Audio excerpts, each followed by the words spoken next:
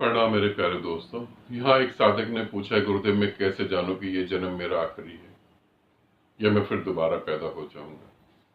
ये जन्म मेरा आखिरी है या नहीं आखिरी है, मैं दो सूत्र यहाँ बता रहा हूँ, उसे समझ लेंगे तो आपको क्लियर हो जाएगा। ठीक है, वीडियो बहुत लंबा नहीं कर रहा हूँ, मेन बातें बता रहा हूँ, उसे आप अच्छे से समझें।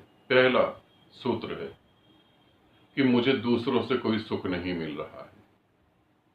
इसे समझ लेंगे। पहला सूत्र है कि मुझे दूसरों से कोई सुख नहीं मिल रहा है। ये आधी बात कह रहा हूं। इसके साथ जुड़ी हुई दूसरी बात भी कह रहा हूं कि मुझे दूसरों से दुख भी नहीं मिल रहा है। काफी सारे व्यक्ति ऐसे होते हैं, वो कहते हैं मुझे दूसरों से सुख नहीं मिल रहा मगर दुख बहुत मिल रहा है। दुख मिल रहा है इसका मतलब तुम सुख की उम्मीद करके बैठे थे, वो तुम्हें नहीं मिल रहा, और उसके ऑप्शन में कुछ मिल रहा तो वो दुख है।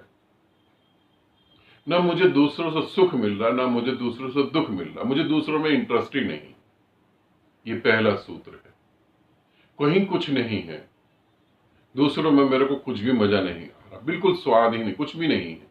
दूसरा दूसरा सूत्र समझ लेते हैं। मुझे एकांत में अच्छा लग रहा है,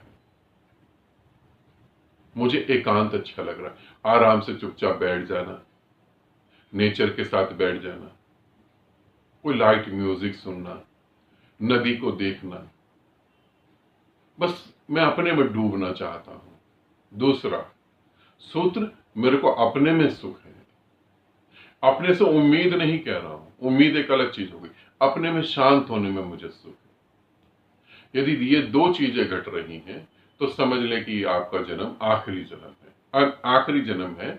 अगर इस पे आप मेहनत करेंगे तो ये भी हो सकता है कि ये पिछली बार आपके साथ घट ही रहा हो और आप फिर पैदा हो गए। पहले सूत्र को समझा दूं, मुझे दूसरों में कोई सुख नहीं मिल रहा। इस दूसरे में कोई सुख नहीं मिल रहा, इसमें रिश्तेदार, आसपास के यार दोस्त, आपका समाज, आपके धार्मिक स्थल, आपके मंदिर, पूजा, देवी देवता, अटरम पटरम जो भी है सब कुछ, मुझे किसी में कोई सुख नहीं है। मुझे ये सब बेकार लग रहा है, इसका कोई अर्थ ही नहीं। आदमी की बनाई हुई मूर्ति के आगे खड़े होकर उसी की पूजा करने में क्या फायदा। मैंने मूर्ति निर्मित करी, मैं ही पूजा कर रहा हूं। हर बात व्यर्थ लगने लगे, सुख भी नहीं है, दुख भी नहीं,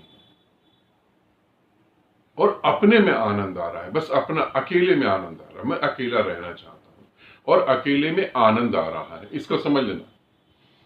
दूसरे सूत्र को भी समझ लेना। अकेले में आनंद आ रहा, अकेले में डिप्रेशन के लोग भी रहते हैं, अकेले में नशेड़ी भी रहते हैं जो नशा करते हैं,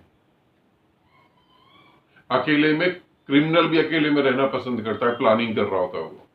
नहीं, मुझे अकेले में सुख आ रहा है, बस मैं अकेले में आनंदित हूं।